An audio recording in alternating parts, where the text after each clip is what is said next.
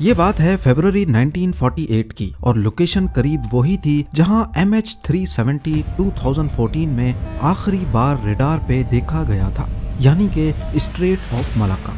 ये जगह मलेशिया और इंडोनेशिया के दरमियान एक पतली सी समंदरी पट्टी है जहां से दुनिया के हजारों बहरी जहाज गुजरते हैं। उस दिन मौसम बिल्कुल साफ, समंदर खामोश और हवा आम दिनों की तरह बिल्कुल पुरसुकून थी। इसी रास्ते पर अमेरिकन और ब्रिटेन के कई बहरी जहाज सफर कर रहे थे। सब कुछ नॉर्मल चल रहा था, लेकिन अचानक वहां मौजूद कई शिप्स के रेडियो को एक अजीब सा सिग्नल मिलता है। ज़ेम टीवी के वीडियोस में एक बार फिर से खुशामदीद। नाज़रीन, ये मिलने वाला अजीब सिग्नल मोर्स कोड फॉर्मेट में था। मोर्स कोड कम्युनिकेशन का एक ओल्ड स्कूल तरीका जरूर है, लेकिन ये आवाज वाले मैसेजेस से कहीं ज्यादा रिलायबल होता था। नॉर्मली रेडियो पर अगर आवाज ट्रांसमिट की जाए तो वो डिपेंड करती है डिस्टेंस, एटमॉस्फेयर में मौजूद रुकावटें जैसा कि फॉग, डस्ट और ह्यूमिडिटी और लाइन ऑफ साइट पे। और जब रुकावटें होती हैं तो ऑडियो मैसेज पूरी तरह से रिसीवर तक नहीं पहुंच पाता, या तो वो फेड हो जाता है या रिसीवर एंड पे काफी डिस्टॉर्शन के साथ पहुंचता है। इसके बरक्स मोर्स कोड डॉट्स और डैशेस का एक कॉम्बिनेशन होता है जिसको रिसीवर एंड पे डीकोड करके इंग्लिश का पूरा सेंटेंस बनाया जा सकता है। इस मैसेज का सबसे बड़ा फायदा होता है कि इसको हजारों किलोमीटर दूर तक एटमॉस्फेयर की रुकावटों के बावजूद भी भेजा जा सकता है। उस दिन मलाक्का स्ट्रेट पे शिप्स को जो मोर्स कोड मिला था उसकी शुरुआत कुछ इस तरह की थी। 3 डॉट्स, 3 डैशेस और फिर दोबारा 3 डॉट्स, और यही पैटर्न 2 मर्तबा रिपीट हुआ और आगे डॉट्स और डैशेस का एक लंबा सिलसिला लिखा था। मोर्स कोड से इसको डिकोड किया जाए तो शुरुआती हिस्से का मतलब है SOS SOS। पूरे मैसेज की ट्रांसलेशन कुछ ऐसी बनती है। SOS SOS steam ship SS Ourang Medan की तरफ से दरखास्त है कि शॉर्ट वेव वायरलेस वाले जहाज डॉक्टर से रब्ता करें फौरन। ये था रिसीव होने वाला पहला मैसेज। उसके बाद बगैर किसी इंतजार के दूसरा मैसेज आता है और उसकी ट्रांसलेशन कुछ ऐसी थी। गालिबन सेकंड ऑफिसर मर चुका है, क्रू के दूसरे अफराद भी मर गए हैं, मेडिकल मशवरा ना दें, SOS जंगी जहाज से फौरी मदद की दरखास्त है। इस दूसरे मैसेज के बाद ओरंग मेडन ने अपनी पोजीशन भेजी और फिर आखिरी मैसेज भेजा जो शायद इनकम्प्लीट था। आखिरी मैसेज में सिर्फ था आई डाई और मैसेज खत्म। इस आखिरी मैसेज के बाद एक लंबा सन्नाटा छा गया। दूसरे जहाजों के रेडियो ऑपरेटर्स ने फौरन वापस से जवाब दिया, लेकिन आगे से कोई जवाब नहीं आया। अगले कई मिनटों तक ये खामोशी बरकरार रही और जिन जिन शिप्स को भी ये मैसेज मिला था उनको क्लियर हो गया कि SS ओरंग मेडन नामी इस शिप के साथ कुछ भयानक हुआ है। ये खौफनाक मैसेजेस मिलने के बाद सिल्वर स्टार नामी सबसे करीबी एक अमेरिकन मर्चेंट शिप थी। सिल्वर स्टार के कैप्टन ने उस लोकेशन तक जाने का फैसला किया जहां से सिग्नल आया था। उन्होंने अपना रास्ता बदला और तेजी से SS ओरंग मेडन की तरफ बढ़ने लगे। पहले तो उन्हें ऐसा लग रहा था कि शायद जहाज डूब रहा है या उस पर हमला हुआ है। कई घंटों के सफर के बाद सिल्वर स्टार जब उस लोकेशन के करीब पहुंची तो उन्होंने दूरबीन की मदद से देखा कि उस लोकेशन पर वाकई एक बहरी जहाज खड़ा हुआ है। जब वो और ज्यादा करीब पहुंचे तो सिल्वर स्टार का क्रू ये देखकर हैरान रह गया कि SS ओरंग बिल्कुल ठीक हालत में है। ना तो जहाज कहीं से डैमेज था, ना ही उसमें पानी भरने के कोई निशानात थे। वो बस खामोशी से पानी के ऊपर तैर रहा था। अगर कुछ अजीब था तो वो ये कि स्टीम इंजन होने के बावजूद ऊपर चिमनी से कोई धुआं नहीं निकल रहा था। सबसे अजीब बात ये कि डेक पर कोई हरकत नहीं थी। इतना बड़ा जहाज और बिल्कुल खामोश। सिल्वर स्टार के कैप्टन को कुछ समझ नहीं आया। उन्होंने लाउड स्पीकर पर कई कॉल्स दी, हॉर्न बजाए, लेकिन वहां समंदरी लहरों के सिवा कोई आवाज नहीं थी। आखिरकार सिल्वर स्टार के कैप्टन ने फैसला किया कि वो अपनी एक टीम को उस जहाज पर भेजेंगे ताकि इस राज से पर्दा उठाया जा सके। जब एक rescue team SS Ourang Medan पर चढ़ी तो अंदर का माहौल काफी ठंडा हो रहा था और बिल्कुल खामोशी छाई हुई थी। इतने में उनकी नजर पहली लाश पर पड़ी। ये कोई आम लाश नहीं थी, बल्कि उस आदमी का चेहरा खौफ से बिगड़ा हुआ था। उसकी आंखें और मुंह पूरे खुले हुए थे। ऐसा मालूम हो रहा था जैसे मरते वक्त इसने इंतहाई खौफनाक मंजर देखा हो। उसकी बॉडी अकड़ी हुई थी और हाथ आगे की तरफ फैले हुए थे, जैसे वो किसी चीज को रोकने की कोशिश कर रहा हो। रेस्क्यू टीम आगे बढ़ी तो उन्हें और भी लाशें मिली। डेक पर हर तरफ बॉडीज बिखरी हुई थीं। कैप्टन अपनी जगह पर ही मरा हुआ था, बाकी ऑफिसर्स ब्रिज पर मरे हुए थे, यहाँ तक के शिप का कुत्ता भी मरा हुआ मिला।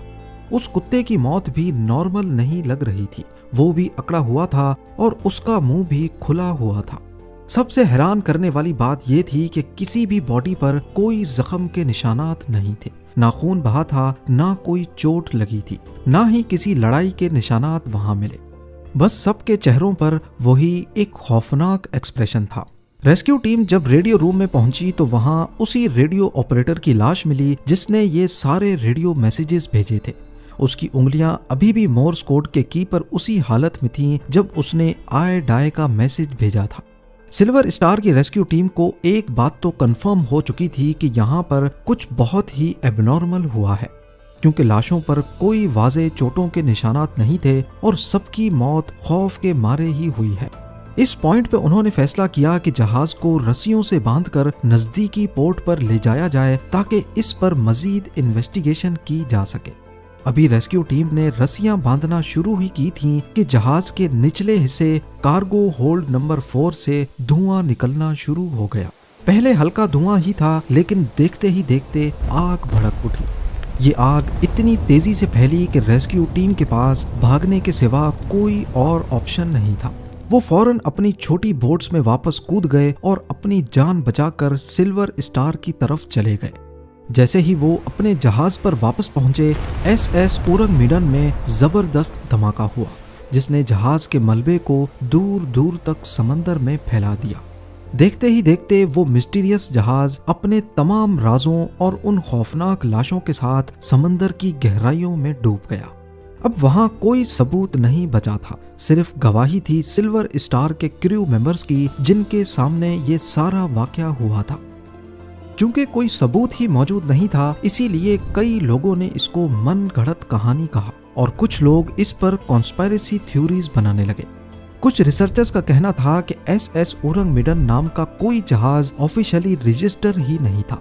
लॉयड्स शिपिंग रजिस्टर, जो दुनिया के तमाम जहाजों का रिकॉर्ड रखता है, उसमें इस जहाज का कोई नाम नहीं मिला। लेकिन दूसरी तरफ इस वाक़े पर यकीन रखने वाले रिसर्चर्स मानते हैं कि ये वर्ल्ड वॉर 2 के फौरन बाद का दौर था। उस वक्त बहुत से बहरी जहाज फेक नामों से चलते थे या रजिस्टर्ड ही नहीं होते थे। हो सकता है एसएस उरंगमीडन भी उनमें से ही एक हो, या वो किसी इलीगल एक्टिविटी में मुलविस हो, तभी उसको रजिस्टर नहीं करवाया गया था। कुछ अरसे बाद 1954 में डच न्यूज़पेपर्स में एक आर्टिकल छपता है जिसमें एसएस उरंगमीडन का ये सारा वाकया बयान किया गया। इसमें कुछ लोगों के इंटरव्यूज भी छपे जो इस मिस्टीरियस जहाज पर पहले काम कर चुके थे। इनमें कुछ क्रू मेंबर्स थे जिनका कहना था कि उरंगमीडन इलीगल गुड्स स्मगल करने के काम में आता था, इसीलिए शायद इसको रजिस्टर नहीं करवाया गया था। उनके बयानात से जब जहाज के मालिक को ट्रेस करने की कोशिश की गई तो सबूतों की कमी की वजह से मालिक का भी पता ना लग सका। इस वाक़े के कई सालों बाद मई 2003 में अमेरिकन इंटेलिजेंस एजेंसी CIA ने कुछ सीक्रेट फाइल्स को पब्लिक किया, जिसमें एक फाइल इसी मिस्टीरियस जहाज एसएस उरंगमीडन से रिलेटेड थी। ये एक लेटर था जो 29 मई 1958 वाले दिन CIA को लिखा गया था। इस लेटर में इस हादसे की तमाम डिटेल्स के साथ लिखने वाले ने मेंशन किया था कि मुझे यकीन है एसएस उरंग की ट्रेजेडी अगर सॉल्व हो गई तो यहाँ गायब होने वाले कई एयरप्लेन्स और बहरी जहाज़ों की मिस्ट्रीज का जवाब मिल जाएगा। इस लेटर पर CIA ने कोई इन्वेस्टिगेशन की या नहीं, पर इस लेटर को अगले 45 सालों तक सीक्रेट फाइल्स में रखा गया और फिर 2003 में डीक्लासिफाई किया गया। आज भी ये CIA की वेबसाइट पर मौजूद है। उस वक्त सबसे ज्यादा मानी जाने वाली और लॉजिकल थ्योरी ये थी कि एसएस उरंगमीडन पर कोई खतरनाक केमिकल लोडेड था। याद रहे कि उस वक्त वर्ल्ड वॉर 2 ताजी खत्म हुई थी। जापान और जर्मनी के पास बहुत से डेडली केमिकल्स हुआ करते थे। कहा जाता है कि ये जहाज इन डेडली केमिकल्स की स्मगलिंग कर रहा था, जैसा कि पोटेशियम साइनाइड, या नाइट्रोग्लिसरीन। एक्सपर्ट्स के मुताबिक अगर समंदर का नमकीन पानी पोटेशियम साइनाइड के साथ मिल जाए तो उससे बेहद जहरीली गैस निकलेगी। ये इंसान की लंग्स में जाकर केमिकल रिएक्शन करती है और दम घुटने से फौरन मौत हो सकती है। इस थ्योरी से ये बात साबित होती है कि वहां से मिलने वाली बॉडीज पर कोई जख्म क्यों नहीं थे। नाइट्रोग्लिसरीन की बात की जाए तो वो एक एक्सप्लोसिव केमिकल है। अगर उसे सही से स्टोर ना किया जाए तो वो अपने आप भी फट सकता है। हो सकता है रेस्क्यू टीम ने जो आग देखी वो इसी केमिकल का नतीजा थी। एक और एंगल ये है कि शायद ये जहाज यूनिट 731 का सामान लेके जा रहा था। यूनिट 731 जापानीज आर्मी का वो खौफनाक यूनिट था जो इंसानों पर बायोलॉजिकल एक्सपेरिमेंट्स करता था। जब अमेरिकन इंटरवेंशन के बाद जापान जंग हार गया तो अमेरिका ने उनके साइंटिस्ट को अपने पास शिफ्ट करना चाहा। हो सकता है कि ये जहाज वही सीक्रेट बायोलॉजिकल वेपन्स या केमिकल्स लेके जा रहा हो और रास्ते में लीकेजेस की वजह से पूरा क्रू मारा गया। क्योंकि ये एक सीक्रेट मिशन था तभी जहाज को कहीं रजिस्टर नहीं करवाया गया था और जब CIA ने 45 सालों बाद वो लेटर डीक्लासिफाई किया तो इस थ्योरी पर लोगों का यकीन मजीद पुख्ता हो गया। एक और दिलचस्प पॉइंट ये है कि सिल्वर स्टार के क्रू ने बताया कि वहाँ का माहौल बहुत भारी था। कुत्ते का मरना और उसका एग्रेसिव पोस्ट में फ्रीज हो जाना जाहिर करता है कि शायद उसने वहाँ किसी खौफनाक चीज को देखा हो। ये पॉइंट इस हादसे का रुख सुपर नेचुरल मिस्ट्री की तरफ करता है। SS औरंगमिडन की हकीकत आज भी समंदर की गहराइयों में कहीं दफन है। हम सिर्फ अंदाजा लगा सकते हैं। अगर हम लॉजिकल होकर सोचें तो केमिकल लीक थ्योरी सबसे ज्यादा स्ट्रॉन्ग लगती है। जापानीज वॉर क्राइम्स के केमिकल्स, उनको स्मगल करना और सेफ्टी की कमी ने उन बेचारे सेलर्स की जान ले ली। ये वाकया दुनिया के उन चंद वाकयात में से एक है जो हमें याद दिलाता है कि समंदर अपने अंदर कितने राज छुपाए बैठा है। आज भी जब जहाज स्ट्रेट ऑफ मलाक्का से गुजरते हैं तो पुराने सेलर्स SS औरंगमिडन की कहानी याद करते हैं। ये कहानी हमें बताती है कि इंसान चाहे कितनी भी तरक्की कर ले, नेचर और किस्मत के आगे आज भी बेबस है। उम्मीद है ज़ेम टीवी की ये वीडियो भी आप लोग भरपूर लाइक और शेयर करेंगे। आप लोगों के प्यार भरे कमेंट्स का बेहद शुक्रिया। मिलते हैं अगली शानदार वीडियो में।